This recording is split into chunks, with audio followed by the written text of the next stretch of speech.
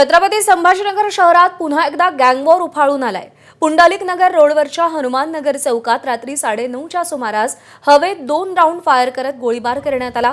सुदैवाने या घटनेत कोणीही जखमी झालं नाही किंवा जीवितहानीही नाही। 2 गटातल्या जुन्या वादातून हा प्रकार घडल्याची माहिती समोर येतेय। वाद वाढल्यानंतर सराईत गुन्हेगार पवन दिवेकरनं घटनास्थळी येत हवेत गोळीबार केल्याचं सांगितलं जातंय। या घटनेनंतर परिसरामध्ये गोंधळ उडाला। माहिती मिळताच पोलीस आणि गुन्हे शाखेचं पथक तात्काळ घटनास्थळी दाखल झालं। पोलिसांनी साळवे नावाच्या एका संशयिताला ताब्यात घेतलंय।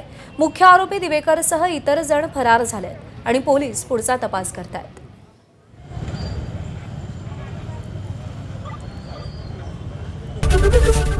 एबीपी माझा, उघडा डोळे बघा नीट।